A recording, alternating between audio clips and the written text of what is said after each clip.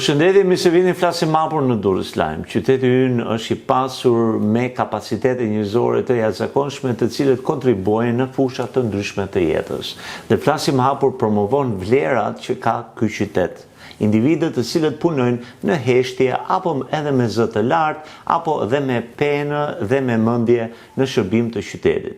I ftuar i sotëm është zoti Anton Bido, shkrimtar, poet, përkthyes, njeri i penës, gjuhtar shumë i mirë dhe një personalitet në aspektin e librave, të letrave të qytetit dhe mëtej, dhe jeni ekspert i librit në bibliotekën publike të qytetit të Durrësit. Faleminderit Toni që jeni në flasim hapur. Përshëndetje, faleminderit edhe juve dhe shpresoj të jetë një bisedë frutëdhënëse. Toni, sa libra ke botuar? Unë kam lexuar disa prej tyre. Libra autorial janë rreth 10, të përkthyer 7 dhe diku ke 17. Është një në proces që besoj se do të mund të botohet brenda verës. Ke përkthyer nga frëngjishtja tonë? Nga frëngjishtja kryesisht, një libër nga italishtja, por kryesisht frëngjishtja është, si thua, kali i betejës, dhe është një gjuhë që më ka pëlqyer, si thua, që në vogli. E mësuar në shkollë, jo se kam kryer studimet për gjuhë frënge, studimet kam kryer për filologji, gjuhëletërsi shqipe në Tiranë. Por dora dorës jam marrë me të dhe, si thua, fruti kësaj janë rreth 7 libra të përkthyer nga frëngjishtja. Dhe njëri prej tyre së fundmi është vlerësuar ndër librat po nga Alianca Franceze. Listën e shkurtër me 3 librat më të mirë përkthyer nga frëngjishtja për vitin që shkoi, në panajrin e librit, panajrin e fund vitit. 7 histori që vijnë nga larg, tregime nga Jean-Christophe Ruffin, autor bashkëkohor francez. Libri i dytë nga i cili autor unë përkthej, sepse më herët në 2017 me botimet të ena përktheva romanin I Madh I Kër, ndërsa ky përmbledhje me tregime 7 histori që vijnë nga larg botohet nga shtëpia botuese Jozef. Për të cilën e komplimentojmë, gjithmonë e mbështesim, e promovojmë dhe duart rëkasim, sepse është shtëpia botuese e këtij qyteti, e drejtuar një ekip fantastik dhe nga Aurel Kaçulini. Zoti Kaçulini është personalitet për cilët shprehim minjojën dhe respektin. Edhe një filantrop, si thua, përveç se botues, një njerëz që ka ndihmësa të veçanta në Durrës, si me botime, edhe më herët me biznese të mëhershme. Po një durrësak I mirë, një profesionist I mirë, dhe një njeri dasha mirë, familje me mos harrojmë që është nipi Maria Kaçulinit, emrin e Silës e mban shkolla, ish në Kospiro ku unë kam kryer. Zoti Bido, një jetë shkrim tuaj një lutem, për ata cilët... Unë kam lindur në Tiranë, rritur aty deri në fillimin e shkollës fillore, 5 vjet në Shkodër, pasi prindrit në ato periudha babai ushtarak në mjeke transferohesin, siç ishte termi atëherë.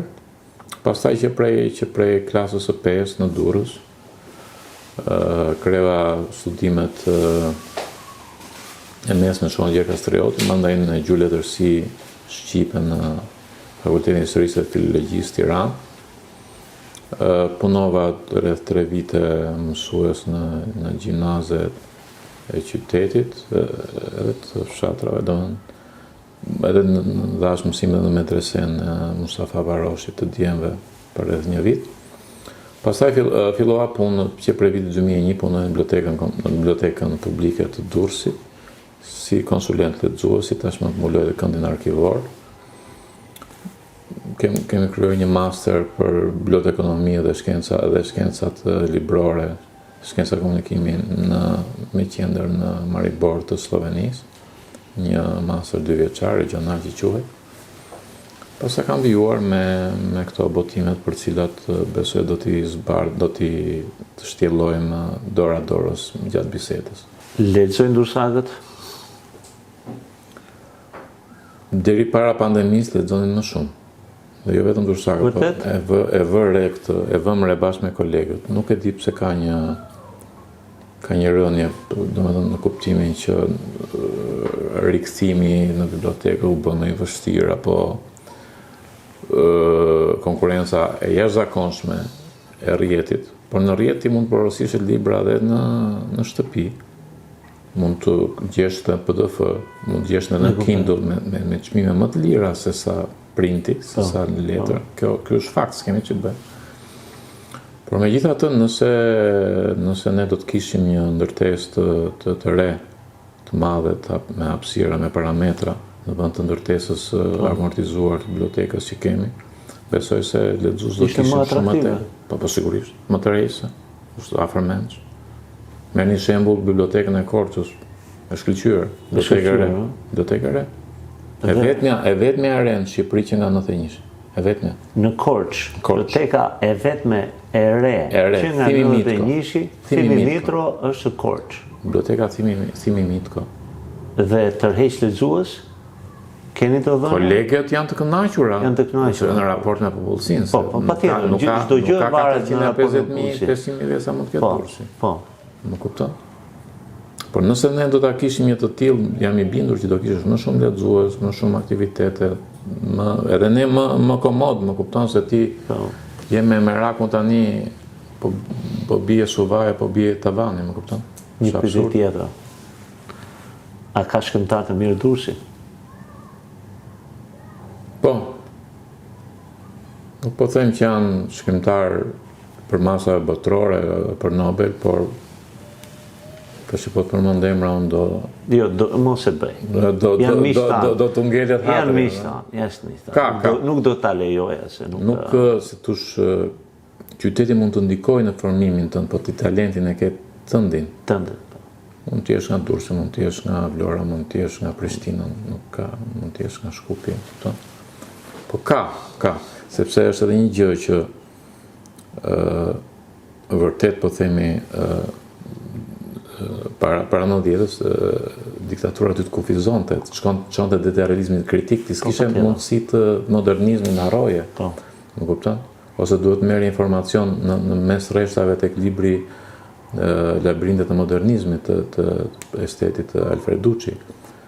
Por te pjesa tjetër të ndalonte, më kupton? Ishin fondi rezervat. Një absurd i kohës. Sa ti sot qasjen e ke, mund të porosisësh çfarë duash, mund të lexosh çfarë duash në anglisht, në frëngjisht, në spanjisht. Por sot rendja pas rendja se tush maramense pas fitimit dhe kufizimi i kohës ka bërë që të lexohet më pak. Por ka një gjë, ti sot mund të zgjedhësh çfarë të duash. Atëherë nuk zgjidhet dot. Ato të thoshe shteti këtë do kam botuar më vllati si ta kesh. Po, patjetër. Ndash pëlqej, ndash mos e pëlqej, më kupton? Dhe është edhe një gjë, nuk është se kishte argëtime të tjera. Po. O një sport, o leximi, o një kinema, mbaronte filmin. Edhe sporti ishte në rrugë. Në rrugë. Me Topa Lecke. Që na gërviseshin gjunjët me fjalë. Po, patjetër. Për brezin e ri është absurditet. Se mendojnë fare, haroj. është absurde. Kështu që mundësit janë, nuk ka rëndësi do lexoj një i ri apo adoleshent apo një shkollar i klasës 7-8 kohën e të fshehtave të Marcel Panjolit që kanë përkthyer në print apo në PDF. Në botë që të lexoj. Po. Unë klasë si përkthyer, se botuesi do thotë jo vëlla ta marri të printuar. Ose kismetin për Muhamet Aliun ose Mehmet Aliun e Egjiptit, shqiptarin që themeloi Egjiptin modern. Ose romanin Tim Prisi Palabdishën. Rëndësi ka që të lexoj. Dhe është një gjë, nuk bën dot sot me brezin e sot me imponim. Harroje imponim. Mund të na imponoheshin ne pra 90-s, sot s'imponohesh dot.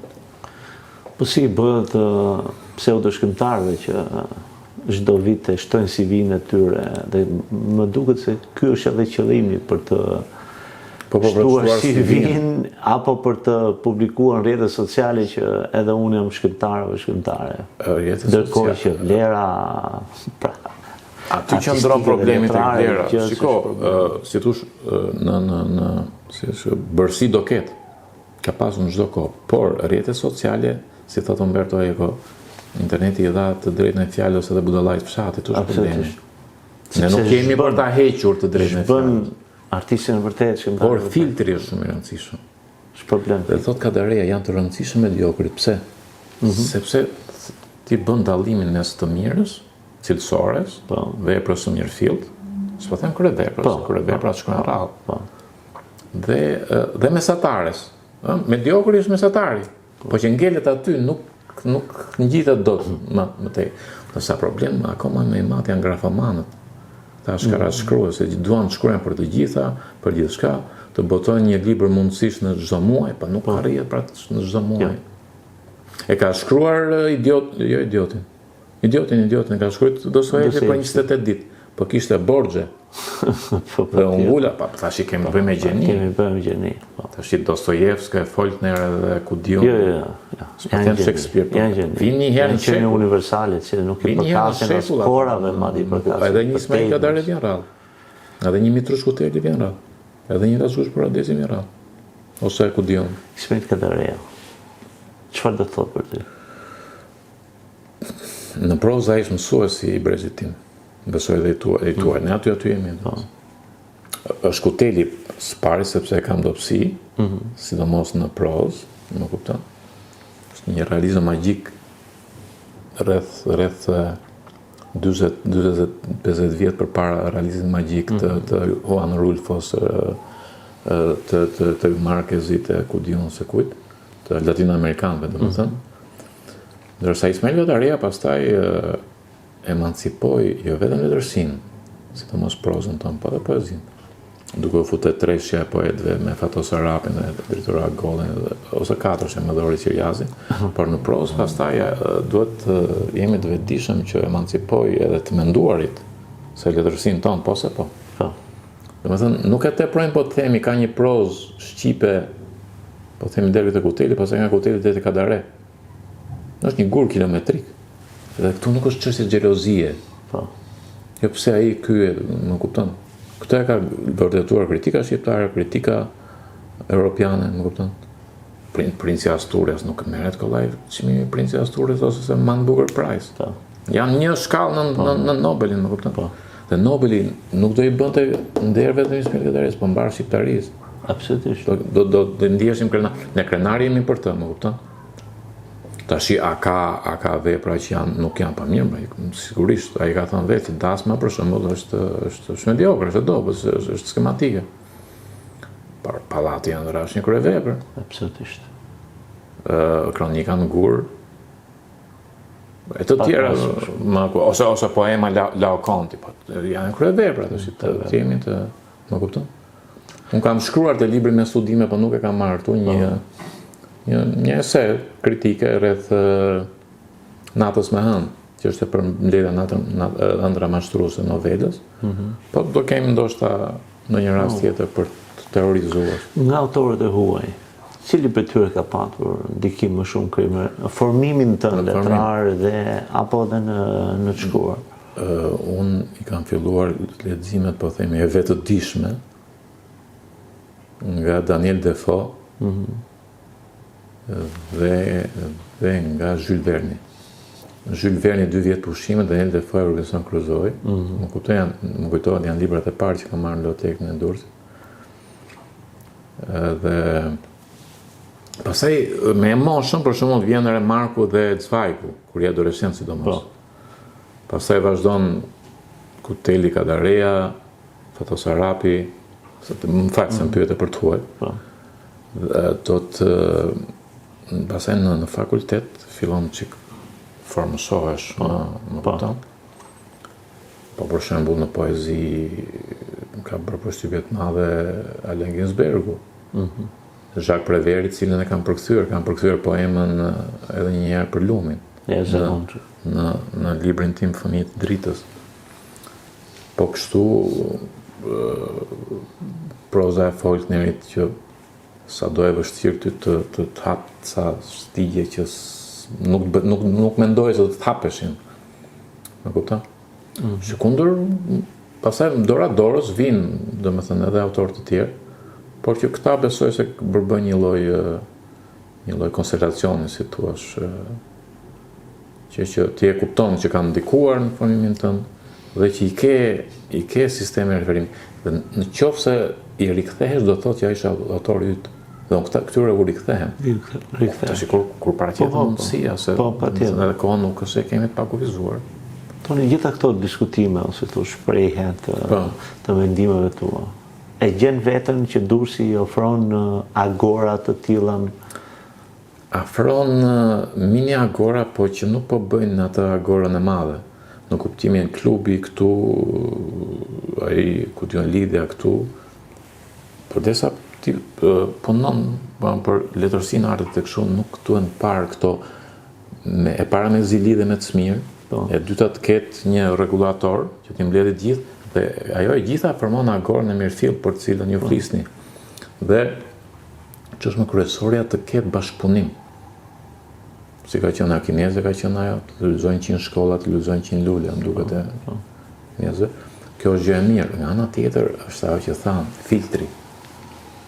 Nga këta libra që kemi mbrapa, jo të gjithë janë lule me shumë petale, më kupton? Edhe nga librat e mirë, unë s'po them që shkruaj kryevepra. Të mitë janë aty, të tuat janë këtu, po patjetër janë vetëdijshëm. Të ketë bashkëpunim, të ketë një frymë. Ka përpjekje për frymë, po ende si thush jo një frymë e vërtetë. Sa di ka disa grupime, klubi, shoqata, artistëve, është drejta e ka dhe lidhje me sa di nuk shkën mirë me një. Jo. Nuk shkën mirë. Janë si shemrat kur thënë. Ne në bibliotekë kemi një klub të librit të leximit Gjeri Blashi, i cili ka bashkuar mirë prej 4 vjetësh. Dhe bëjmë çdo muaj, domethënë një takim për një autor të huaj, pastaj muajin tjetër për një autor shqiptar. Autorët shqiptar, kur ka qenë mundësia, dhe kanë ardhur në të ftuar. Komplikohet dhe gjëja me këto ndasit, kur fillojnë të japin dhe çmime.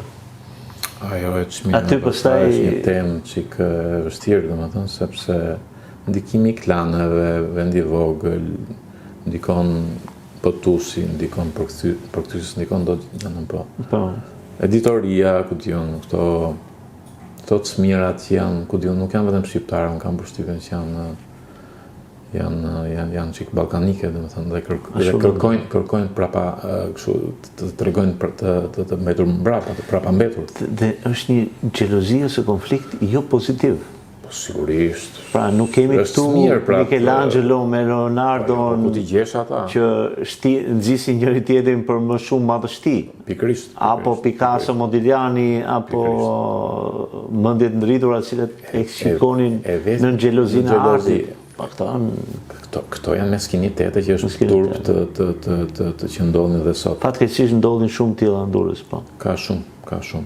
Edhe në Shqipëri në përgjithësi ka. Edhe në Shqipëri. Tirana është kryeqytet, është çiklan më i madh, ne diskutuam më përpara, po ka edhe aty.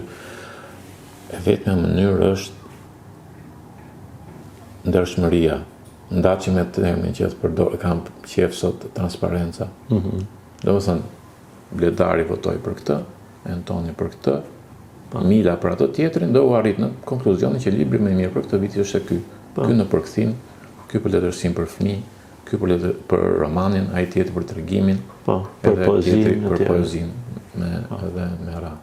Është ngritur një qendër e librit të leximit që funksionon, por kërkohet tjetër qasje, tjetër strukturim, mendje më e hapur e tjerë, s'po i hy tash se s'du përmend emra. Edhe tek panajiri i librit, që është i përvitshëm në nëntor zakonisht, a ke vënë re që janë po të njëjtat emra?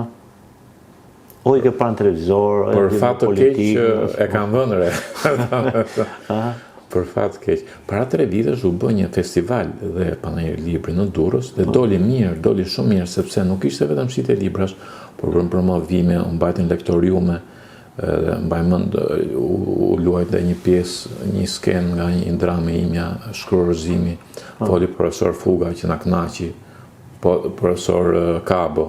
Dhe nuk e di pse nuk u përsërit, dhe i bëj thirrje, kërkoj lejen tuaj të bëj thirrje bashkisë dhe shoqatës botuesve të arri përsëris, në mos për të përviçën pak në bienale, se ishte diçka jo me vlerë. Jo se u luajt drama ime, ajo pjesë e dramës nuk e kam për këtë, më kupton. Po nuk u morë vesh pse u la me aq. Nuk e kuptuam, domethënë. Edhe e moderoi kolegja ime të Utadhima me shumë profesionalizëm. Ai skenari famshëm ke 3 sekonda kohë të përzgjedhësh një nga krijimet e tua. Cilin libër do përzgjedhje, sepse në fundin botës dhe vetëm një. Po vetëm një. Vetëm një do t'ishte Prisi për lavdishëm romani. Që është roman, ta kam thënë personazh. Ju e keni lexuar po? E kam lexuar. Gjuha, stili, tematika, mençuria e penës tënde, janë fantastike. Sigurisht bëra edhe komentin që mund zgjeroj. Mund zgjeroj, po. E vërtet është, domethënë mund të jetë për një zgjerim të dytë. Nuk është se nuk e kam menduar, po tani kam tjetër gjë në dorë. Kam një përmbledhje me tregime. Kam nisur të një roman të dytë, po të shohim se I duke shkruar tani roman të dytë? Jam duke shkruar diçka, s'ka shumë që e kam nisur, domethënë. Janë faqet e para, por mund të ripunohet Prisi për lavdishëm. Është pritur mirë, bëm 2 tryeza, një në Durrës tek salla e prefekturës dhe një tjetër në Muzeun Historik Kombëtar me emra të njohur si profesor Kristaj Qorgo, Gimbaçi, Behar Gjoka, Arjan Doka, tjerë ishte zonja Toçi, Rena Toçi, Alda Bardyli, drejtoresha e qendrës së librit dhe të leximit, që mos harroj në një tash. Dhe u thash në hyrje të bisedës, harroni që jam unë autori, flisni vetëm për librin, dhe mendoni se unë jam tabela e qitjes. Dhe me thënë, pas një lloj kompleksi. Kjo na bën mirë në kritika. Jo rraja shpatulla ke shkruar kur e vepër ti dhe i çik do fitosh Nobel, një pra. Nuk duhet kështu. Po si je i ndershëm me veten, si do jesh me tjetrin? Dhe thot Hemingway, e analizon ndershmërinë të proza, sepse të kupton lexuesi kur fillon gënjen. Lexuesi shumë i zgjuar. Absolutisht. Mundohu sa të duash, ja hedhësh, nuk e bën dot. Edhe i pakultivuar e kupton. E kupton, pra. Sepse e ka atë ndjesinë, e ka inteligjencën. Sepse të gjithë qenë njerëzore janë homo sapiens, do thotë qenë inteligjentë. Eksakt. E nuhansin. Pastaj ki parasysh që ti je një, lexuesi mund të jetë 1000, mund të jetë 1 milion. Po. Mund të jetë të 10, domethënë në varësi të tash një problem kemi ne që jemi popullsi e vogël. Dhe gjuha shqipe është gjuhë unitare, gjuhë unike. Po. Dhe nuk kemi audiencë lexuesi sistematik. Prandaj përkthimi i letërsisë shqipe në gjuhë të huaj duhet të jetë përparësi. Jo përkthimi i veprat e huaj do i përkthesh, nuk diskutohet, po të brezi i ri të lexonte në anglisht. Ose në gjuhët ku studion, që gjermanisht, spanjisht, frëngjisht, çfarë kinezisht. Kjo duhet të jetë përparësia e qendrës librit e Ministrisë Kulturës. Përkthimi i letërsisë shqipe në gjuhë të huaja, sigurisht e para është anglishtja, pavarësisht se dobësia ime është frëngjishtja, po në numër banor ose dyta spanjishte më radh. Nëse do ta kryej mirë këtë, sigurisht ka kosto. Do kohë, po sigurisht që do kohë, sepse në përthyesjet e huajt nga gjuha shqipe në gjuhë të huaja janë me gishtat e hajt po them të 2 duarve, po kam frikë se janë të njerëz dorë. Jo, drejt. Ne kemi Kadare me 45 gjuhë përkthyer. Po. Kemi Lahypin afro 30 gjuhë tashmë. Unë uroj që Lea, unë besoj që Lea do kaloj edhe 40 edhe 50 më tej, është krenari për qytetin. Edhe autorët edhe për vendin. Edhe autorët me mendje pendkulluar realisht mjeshtërore meritojnë të përkthehen në gjuhë të ndryshme, sepse audienca shqip, siç e tha do ju. Janë 3 shqiptare, po themi, ose le të themi trevat shqiptare. Shqipëri, Kosovë, Maqedoni e Veriut edhe Mërgata, diaspora. Toni, një pyetje shumë të drejtë për drejtë. Me këto libra nuk do bëhesh kur milioner. Nuk do fitosh tendera, nuk do korruptohesh. Si ka ndodhur në 30 vite e tjerë nuk do sigurosh brez pas brezi të pasardhëve të tu me para, për të shkruan? Përse shkruan? Kjo është një pyetje thelbësore dhe të falenderoj që ma bëre. Po kjo është diçka e brendshme. Duke u rritur në një shtëpi intelektuale, që thash, nëna mjeke, babai ushtarak me grad, biblioteka ishte aty. Nëna babai lexonte, vllai lexonte. Ti kur e shef shembullin se prindi këtë duhet, është më i rëndësishëm shembulli se sa ajo që thua me gojë. Patjetër. Nuk hallakatesin shumë me televizor, me kështu lunim futboll aty, ktheheshin, bënin detyrat, lexonin. Dhe mbaj mend, unë kam qenë pioner, që i thoshin atëherë në Shkodër, na bëri shkolla një konkurs për të lexuar libra, dhe kur kishte konkursi ke biblioteka e fëmijëve, që filloi dashuria mirëfillt, lidhja, domethënë që Bedri Dedja, Niko Deda, e kam njohur personalisht, ku diun ka që Bushaka i madh, e kupton, Çuva dhe Bubi Kaçure, dhe kështu Adelina Mamaqi, e ku diun, Muzein Konduri që e kemi këtu. Edhe këtu filloi motori të lëviz, dhe nga leximet fillon dhe si duket që imagjinatën e kam pasur të zhvilluar dhe dora dorës, domethënë fillova të shkruaj. Është një nevojë e brendshme për të shpjeguar veten dhe botën, ose më saktë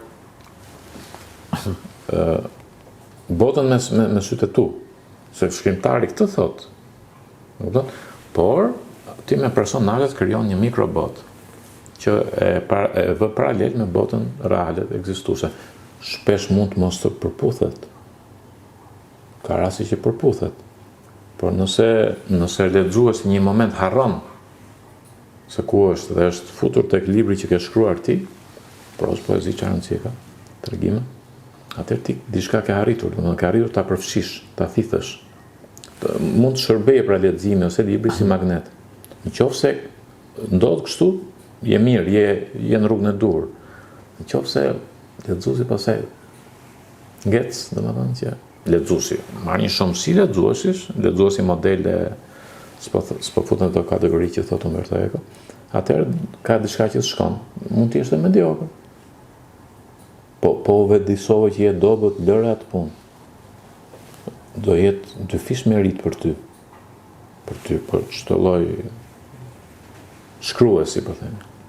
Kjo shtysë e brendshme në këtë botë të ndën të krijimtarisë, je i vetëdijshëm që është kontrast me pjesën tjetër të kësaj bote në cilën ne jetojmë, ku fatkeqësisht figura si ju apo kushdo që krijon edhe është në fushën e krijimtarisë, artit, pikturës, këto të gjitha kanë atë nënqeshjen e asaj botës tjetër, e cila vlerëson njeriu sipas pra llogarisë bankare dhe statusit, se sa nga vlerat e brendshme shpirtërore që ka. Do shkëmbejë? Shpirtërorja, më kujtova të Kandinskin mbi shpirtërore në art. Jam i sigurt që shumica për ajo kategoria për që nuk e kanë ide kush është Vasili Kandinsky. Piktori i madh rus me origjinë hebreje. Ka një gjë që ti shtëpinë nuk e mban dot me shkrim. Nga përkthimet paguhesh. Po. Ashite libra më pak. Po. Në modeste them atë që është. Do të bësh një punë tjetër. Ju punoni në universitet, unë punoj në bibliotekë, tjetër, vetëm me ato nuk e mban dot. Me sa diun nga shqiptarët vetëm Kadereja mbaj me vetëm Kadereja. Me sa diun. Po, vetëm Kadereja. Mitrush Hotelit i dilnin sy deri në mëngjes që të mbante 3 fëmijë. Po. Me përkthimet, më kupton, se ishte edhe shihej edhe me sy të vëngër në kuptimin që se kishte qenë me gardën armerojën e hekur, garda ushtarake rumune e fashizmit, se rumunët ishin në aleat me nazistët në periudhë, po atë detyruan, nuk është se shkojnë me dëshirë nesër. Po kështu ndihem mirë, i tillë jam gatuar, tash çfarë të bëj? Nuk korruptohem dot, nuk di të bëj punë tjetër, veç të merrem me libra me këto gjëra, halli çast bën. Nuk do të detyrohesh një ditë marrësh edhe kasmë, nuk është turp. Nuk është. As të shesush ku dëgjon. Asgjë. Por me tjerës. Jo duke futur dorën te xhepi tjetër. Kurrën e kurrës. Absolutisht. Sepse atëherë ti po flet për moral në letërsi, në arte. Po ti nëse bën nga këto veprimet e mbrapshta, po ç'a morali? Je hipokrit. Je i shtirur. Më kupton? Je dy fytyrësh. Po. Një përkthim shumë i mirë i fjalës hipokrit është dy fytyrë. Dy fytyrësh. Mosalla me dy faqe thot populli. Po. Nuk shkon. Çfarë mesazhi keni pas gjithë kësaj përvoje gjatë në të shkruar, në përkthime, në jetën e penës, e studimeve, të gjuhësisë? Çfarë mesazhi keni për qytetarët e thjeshtë, për brezin e ri sidomos? Brezi i ri mos t'i ndahet leximit, kur ta gjej kohën, jo me detyrim, të lexoj atë që i pëlqen. Se na qelloi një herë erdhi një student dhe tha, nuk më pëlqeu, tha Dino Buxati. Ajo shkretira tartare, po mirë, mos i pëlqej, thash dikur çfarë. Po si pëlqen? Nuk është fare saj. Si pëlqen? I pëlqen një stil tjetër, më kupton? Jo me imponim. Nëse si pëlqen përktimin shqip ta marrë në origjinal, është fat shumë i madh, i jashtëzakonshëm. Që ti sot mund të lëvizësh në 4 cepët e globit dhe në Europë pa viza. Sepse prindrit tanë kanë spol vermosh, nuk s'kishe njeri. Ma atë edhe ne brezi ynë edhe ne deri në 90-ën, deri 16 vjeç, 17 vjeç aty ishim. Më kupton? Dhe mund të porosisësh, mund të jesh frikë, ke shumë mundësi, më kupton? Demokracia e ka këtë, tash ti jemi të vetëdijshëm. Por edhe një gjë, të mos rendin sy mbyllur pas paras. Qofse rendin sy hapur, jam dakord. Po. Lexoj edhe inxhinieri dhe matematikë, nuk të them unë që letërsi orash e vdiqja. Por të mos e ndaj libri. S'ka problem edhe Kindle. Edhe PDF, edhe libër, si ta gjykojnë. Raport vazhdueshëm me fjalën. Në raport të vazhdueshëm, të heqin dorë nga prime time-et e këtyre që quhen reality show-eve. Po. Se për mua janë humbje kohë, mendimi im. Po. Ai që e pëlqen s'është thënë të ndjoj mua patjetër. Dhe të bëhen më kreativ, si thot Umberto Eco, thot ai që nuk ka lexuar, thot jeton vetëm një jetë të vetëm. Ai që ka lexuar jeton 70 jetë. Absolutisht. 70 personazhe, 70 librave kështu me radhë. Dhe një gjë e fundit, të mos e nënçartsojnë intelektualin dhe letërsinë dhe kulturën shqipe. Se je i vogël nuk do thotë që je i pa rëndësishëm. Kjo është e bukur. Irlanda ka 4 nobelistë. Absolutisht. Jo vetëm ka dhe Joyce-in që s'ka marrë. Sa ka vetëm nobelistë, po ka. Po ç'a s'ka? 4 milioni ata më duket. Ka në 3-4 shekujt e fundit ka shkrimtarë të zakonshëm. Të zakonshëm. Itzi ku diun Oscar Wilde apo jo. Nuk gjykohet kështu. Nuk gjykohet kështu.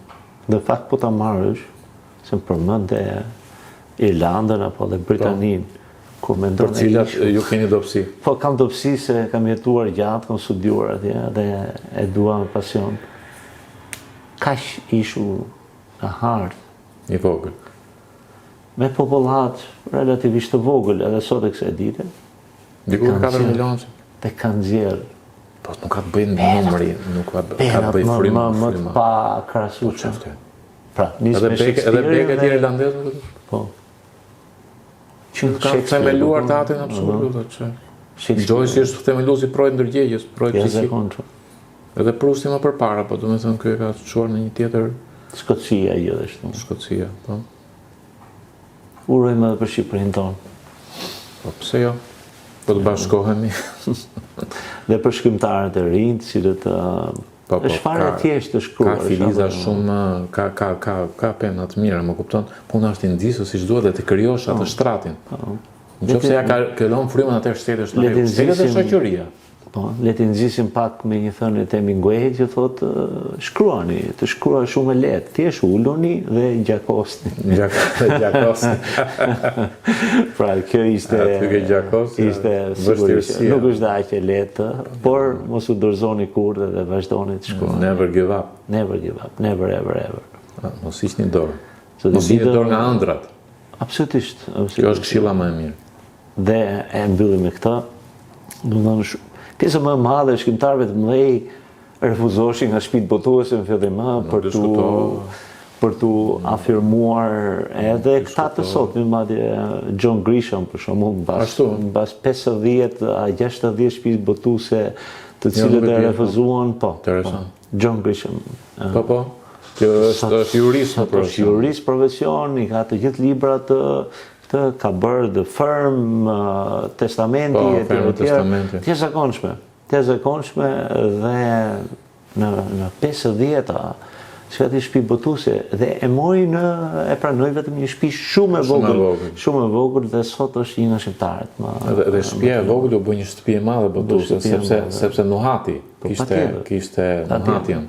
E jo më të gjithë, pothuajse të gjithë librat ti janë bërë filma hollywoodian me shumë të suksesshëm. Edhe luajnë aktorë të njohur, regjisor, Tom Cruise, Kenneth Branagh, luan Gene Hackman, po Julia Roberts e tjerë, pra janë Denzel Washington, pra bëhet fjalë për këtë Matt Damon, bëhet fjalë për këtë kalibër.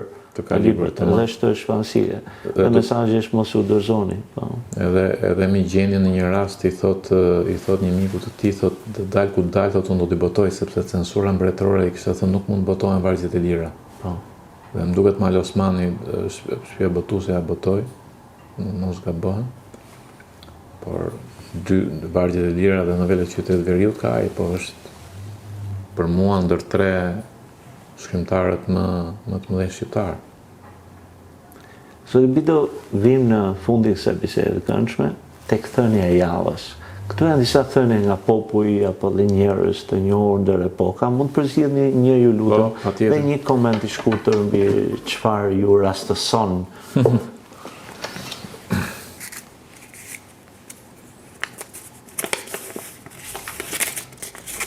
Atëherë më ka rënë një francez, një që unë kam dobësi për ta. Sigurisht. Si Napoleon Bonaparte. Fitoria nuk është gjithmonë më e forta, por më këmbgulësja. Ja pra John Grisham i këmbguli. Prandaj fitoi se thua si thush ai që ka një besim, se ka një talent dhe këmbgul, unë jam dakord. Por nëse je pa talentuar dhe këmbgul, ndrysho profil se duke ja fut kot, po harxhon kohë vet, edhe ata njerëz që ka afër familjes. Dhe po merr oksigjen nga krimtaria e kulluar, pra e vërtet. Dhe thënia Napoleoni që e dinte peshën e fitores dhe peshën e humbjes, duhet të marr si e mirëqen. Duhet marrë si e mirëqen. Emër i madh, personaliteti i jashtëzakonshëm. Ndroi faqen e Europës. Me kosto, po është bisedë tjetër kjo, po do të thënë që më stimuloi emri. Ajo që thamë mos hiqni dorë nga ëndrat. Çfarë nuk kupton? Ngulmimin për të shkuar ajo që ti e di se e bën mirë. Do kesh pengesa, po gjithmonë ka pengesa. Po shkutohet që ka pengesa. Ndryshe nuk dëgjoj pavarësisht çfarë kuptimi do ketë tjetër, ose po të jetë çu lisho, si thotë italianë, lisho come l'olio, çfarë kuptimi? Nuk janë të lehta gjërat, por nuk janë të paralizueshme. Kjo është ajo me qenë realist pastaj që ti shoh gjërat në sy dhe mbi të gjitha mos gënjesh veten. Po deri këtu shkoj, këtë e bëj, këtë jo. Pa e frenuar, por me këmbguljen që diçka e mirë do dalë. Ta mbyll me një shprehje Shakespeare-it. Të lutem po. Se unë doja ta mbyllja me një shprehje nga Harley Davidson i motorave. Po e them unë i pari. Dhe pse e mbyllim të lutem me Shakespeare. Ka një moto Harley Davidson motori. E cili thot is the journey, not the destination.